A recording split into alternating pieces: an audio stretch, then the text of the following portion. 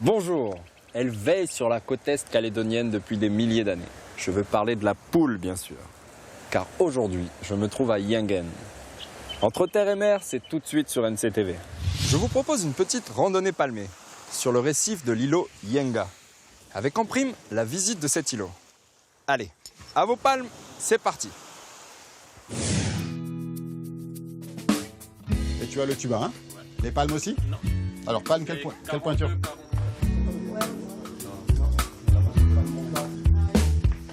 Voilà, c'est parfait. Messieurs, dames, bonjour. Je m'appelle Jean-Luc. C'est moi qui vous servirai de guide aujourd'hui pour aller à l'îlot Yenga. On va aller y faire une randonnée botanique. On y refera ensuite une petite randonnée aquatique.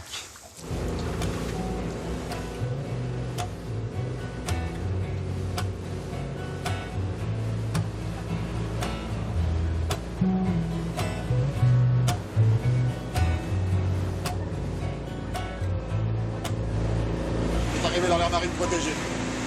C'est une petite aire marine protégée puisqu'elle ne fait que 6,7 km² et s'étend jusqu'à l'îlot Yengabat. Elle a un intérêt particulier sur la diversité et la grande variété de coraux durs, de coraux mous, de poissons.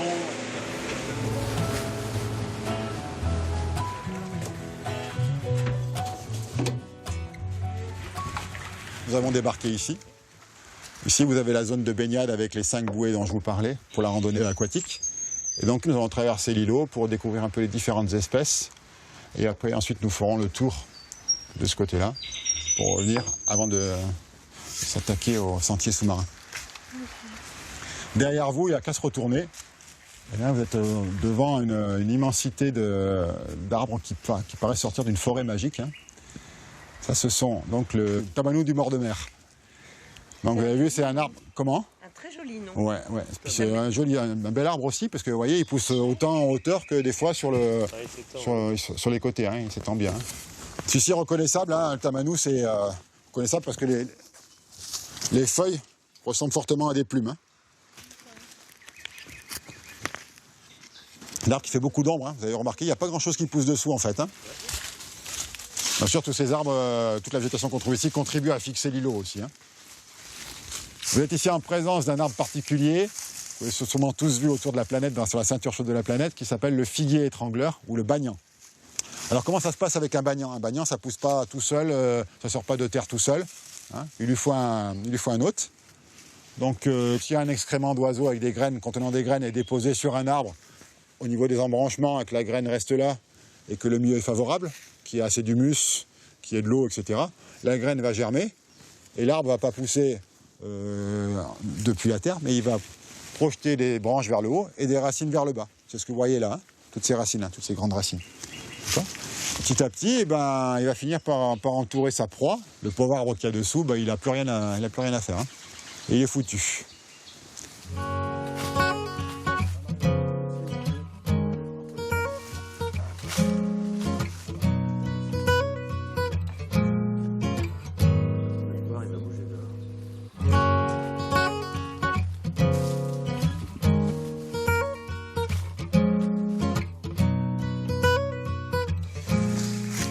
Ici, on a un peu deux types de fougères.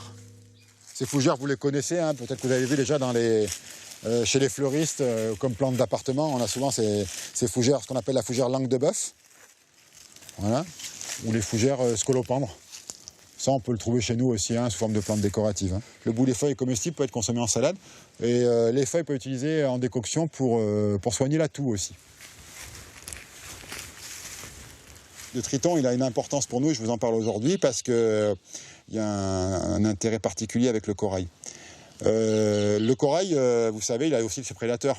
Le corail, il a notamment les poissons qui vont bien manger, les perroquets, etc. Mais il y a surtout l'étoile de mer, Acanthaster. Et cette étoile de mer est assez dévastatrice parce qu'elle consomme du corail. Elle peut consommer à peu près 1 mètre carré par 24 heures. Le triton, avec aussi le fameux gros poisson Napoléon, mais le triton est parmi le seul prédateur de l'Acanthaster. C'est le seul qui est capable de l'envenimer, de l'empoisonner et d'aller digérer l'intérieur. D'accord ?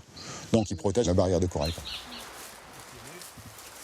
Nous voici arrivés sur la plage Pour une plage de rêve.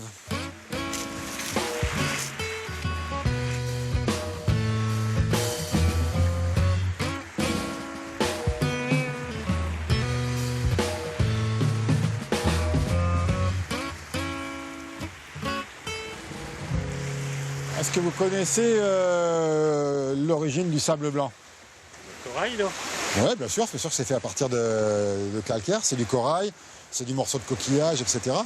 Mais essentiellement, il y a des producteurs de sable. C'est pas simplement la désagrégation du corail, des coquillages. C'est le perroquet, exactement. Il broute le corail, hein, il l'écrase, d'abord il le broie avec ses dents, parce qu'il a les dents de perroquet, parce que c'est des dents soudées devant qui sont très costauds. Il a une grande puissance dans la mâchoire. Il va écraser le corail, parce qu'il va récupérer dans le corail uniquement ce qui l'intéresse, c'est-à-dire les polypes, c'est-à-dire la partie animale. Par contre, le reste, le sable, ce qu'il a broyé, ça ne l'intéresse plus. Donc quand un perroquet a fini de manger, en gros, il décolle dans l'eau, et vous allez voir derrière une traînée il lâche son lest, et en fait, il dépose toute une partie de sable. Ah oui. C'est pour ça aussi que les parties lagons qui se trouvent entre la barrière de corail et la terre, souvent ne sont pas très profonds et sont remplis de sable. Donc on va rester un peu groupés parce que juste après il y a la fameuse aire des aigles pêcheurs pour essayer de ne pas trop les déranger et puis pour faire en sorte qu'ils restent un peu sur leurs branches.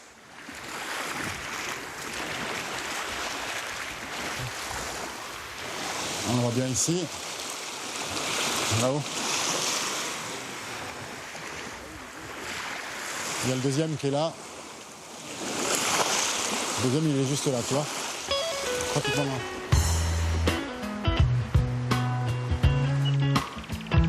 Ouais, on voit un aigle déjà qui arrive là.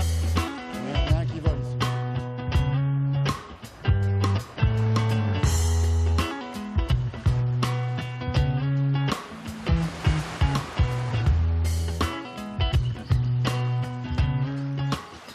On est sur des îlots coralliens, je vous le rappelle, donc sur une barrière corallienne, qui sont des constructions animales.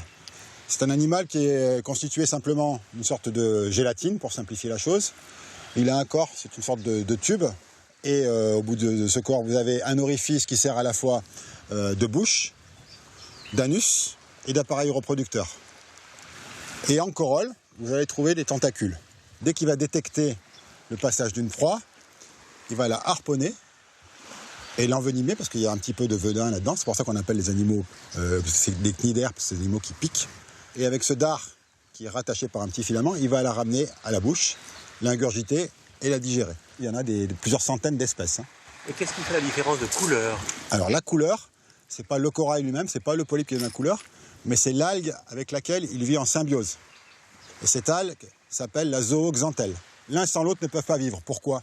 Parce que l'algue, elle, par photosynthèse, fabrique du glucose qu'elle donne au polype.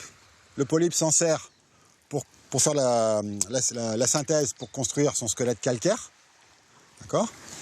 Et en échange, le polype, en digérant, lui redonne ses excréments, donc ses phosphates, qui permettent à l'algue, elle, de vivre. Voilà, monsieur, dame. Bon, mais moi, je vous propose qu'on aille s'équiper et puis qu'on se mette à l'eau pour aller visiter tout ça. On va voir les merveilles.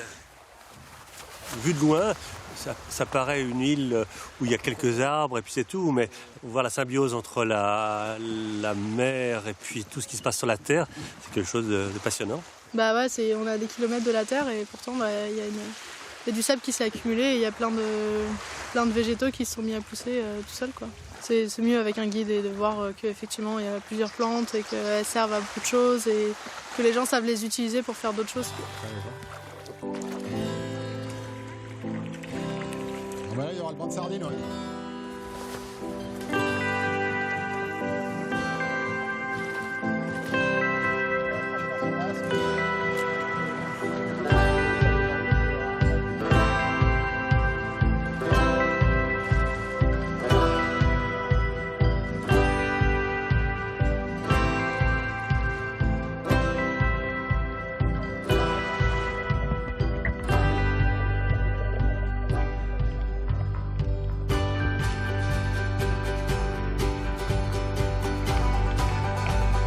On aurait dit l'aquarium de Nouméa. Un Napoléon, des tas de perroquets et des bénitiers de toutes les couleurs. Magnifique, superbe.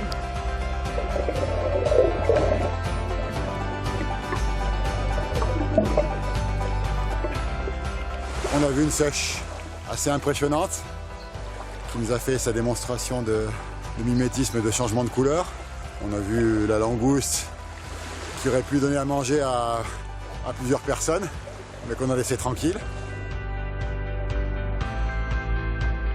On n'est pas spécialiste des noms des poissons, mais il y en avait vraiment beaucoup. Des tigrés, des poissons clowns, des napoléons, des sèches.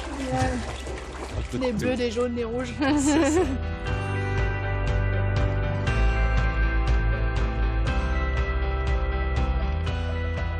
On a eu la chance de voir un banc de perroquets à bosse de grande taille, sur une quinzaine d'individus, qui sont assez impressionnants aussi.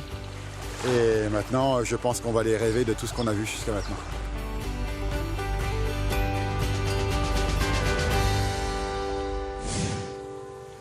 Le bac de la Wayem est le dernier bac en fonctionnement en Nouvelle-Calédonie. Une légende raconte qu'un esprit marin habiterait la rivière et que la construction d'un pont empêcherait sa libre circulation. Enquête.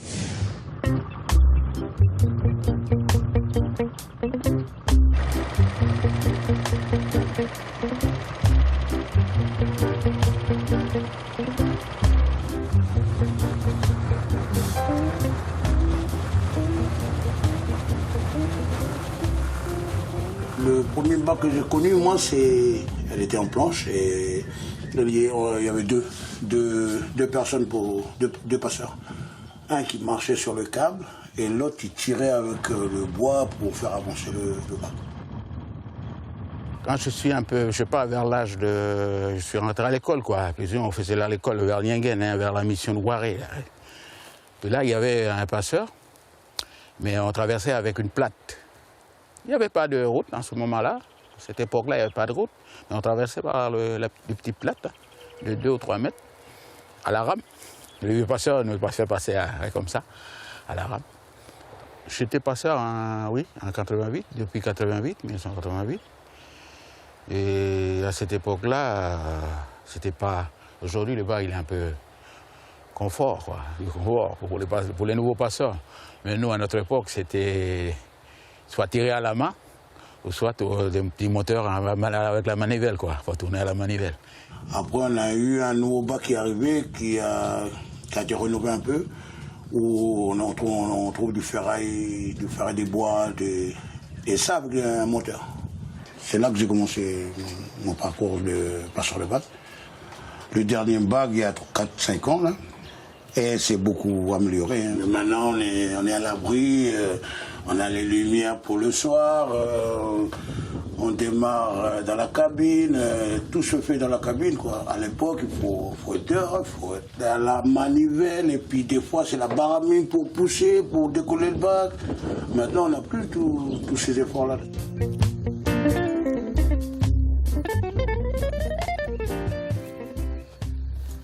Moi, ça a démarré, il y avait des appels d'offres. J'ai posé mon CV, j'ai fait un courrier à la province en indiquant que mon grand-père était un passeur de bac, un ancien passeur de bac. Pas à la Wayem, mais à Tao, là-bas. Mon fils, il est là, pas loin d'ici, peut-être 1 kilomètre, hein, après. Il habite là, mon fils, c'est lui qui me remplace, quoi, aujourd'hui. Ouais. Mais je ne suis pas le seul passeur, il y a d'autres passeurs aussi comme moi qui ont leur fils maintenant qui travaillent là sur le bas. Ouais. Voilà.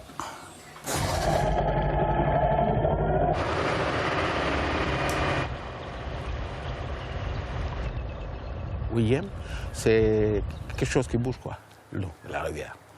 C'est un peu ça, un peu la traduction du nom. Wayem.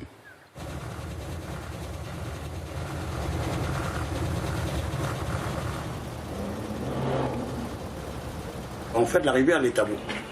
Elle a un tabou qui est là que nous, on ne peut pas passer par-dessus. C'est pour ça qu'on a mis un bac qui flotte dessus, mais pas passer par-dessus. Le gros lézard, il prend forme de requin dans la rivière pour descendre la rivière. Voilà l'histoire, c'est comme ça. Ça, c'est le totem. Et ça, c'est pas loin, hein, ça monte pas plus loin. Le Pouéhiri, il n'est pas loin d'ici, c'est juste là. C'est pas là où il pense la source de la Wayem, mais c'est juste là où s'arrête la rivière, quoi. Là où c'est navigable, là, jusque-là. Pouéhiri, le Pouet, c'est un cric, et Hiri, c'est interdit, pour nous, la langage à nous. Alors c'est clic interdit en français, comme on peut dire comme ça. Et nous, c'est Puehiri. Et c'est là où il sort le totem, le lézard. Pour venir là, en forme de requin. Il va passer la rivière, il sort, et puis je ne sais pas où il part, et puis après il remonte. Voilà comment c'est un peu l'histoire.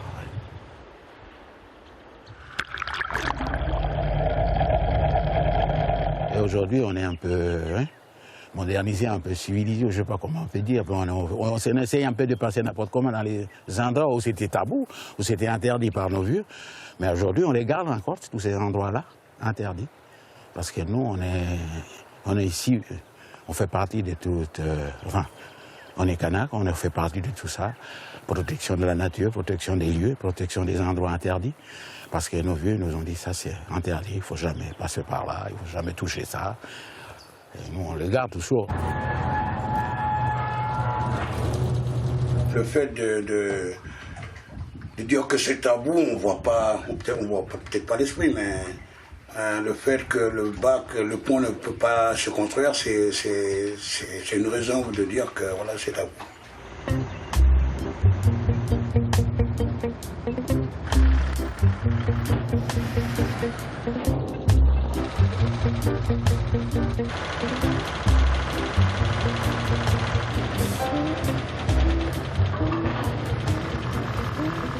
Le nouveau bac permet surtout les entrepreneurs parce que donc, quand ils font un travaux sur l'autre rive, quand il faut passer juste pour faire les 100 mètres, 200 mètres qui séparent les deux rives, il faut faire carrément le retour. Maintenant, avec ce bac, les camions peuvent passer.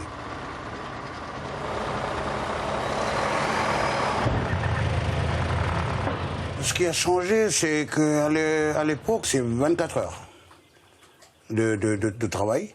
Et le premier bac après, c'est 12 heures. 12 heures de travail. Et puis, maintenant, c'est 8 heures. 8 heures et 24 heures sur 24. Et à l'époque, ils étaient 2. Maintenant, on est 6 à travailler sur le bac.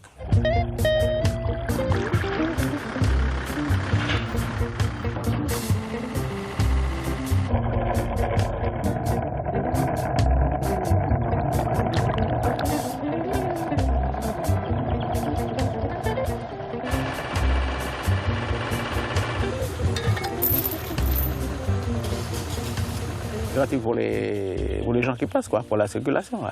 C'est pas payant, c'est gratuit. Ouais.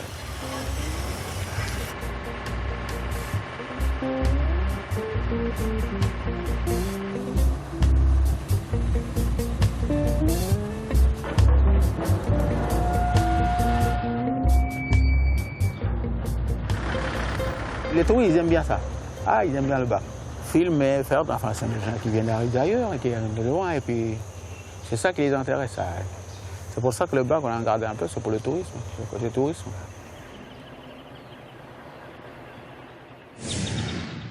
Nous sommes toujours sur Yingen, toujours au même endroit. Ici, paraît-il que les spots de plongée sont exceptionnels.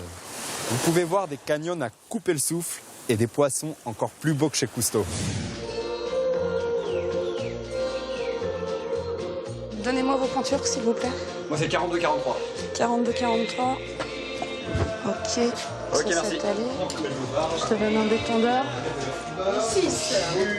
Je te laisse équiper ta bouteille là-bas. Donc, je vais là-bas? Oui, et je viendrai vérifier après. Ça marche. Et Laura? Alors ici, on fait essentiellement de la plongée explo. On fait un tout petit peu de formation, baptême de plongée pour la découverte, mais le gros de l'activité, c'est de la plongée d'exploration. Donc pour ça, on part le matin, on part chaque matin sur réservation. On part pour 2 plongées dans la matinée et on fait toutes nos plongées à la barrière. 3, 4, 5, 6, 7 le bloc équipé. Donc pour nous, c'est bon.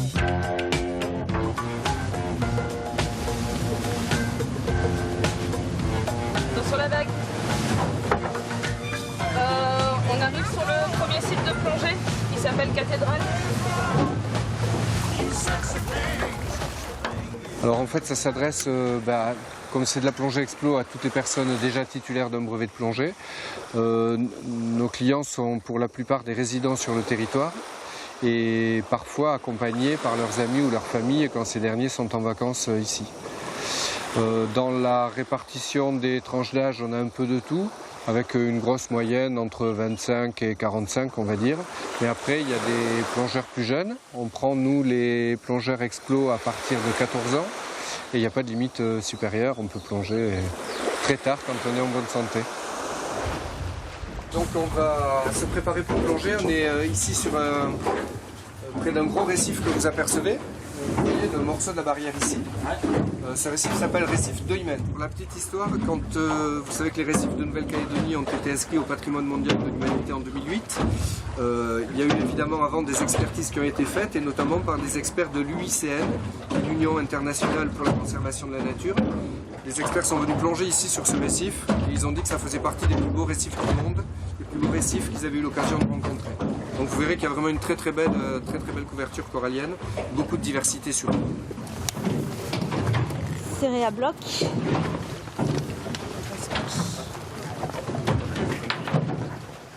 Un peu d'appréhension. Vous mettre à l'eau quand vous voulez. Alexis, vas-y. Yann.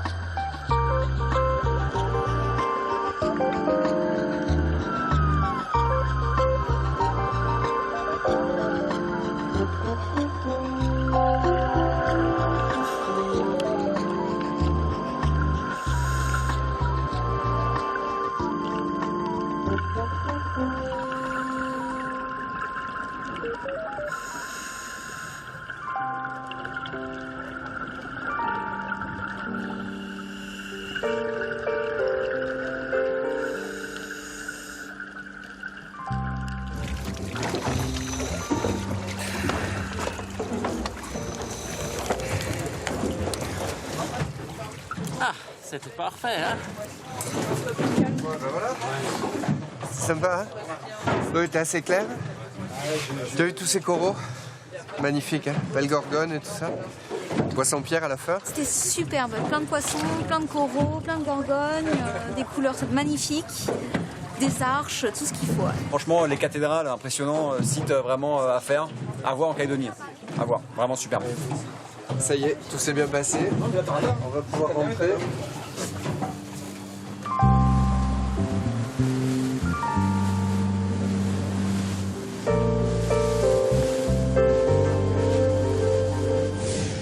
Voilà, cette émission est maintenant terminée. J'espère que ça vous a plu. Merci en tout cas de nous avoir suivis. Pour en savoir plus sur cette émission, une adresse www.nctv.nc. Quant à nous, on se retrouve même jour, même heure pour un nouveau numéro d'Entre Terre et Mer. Ciao!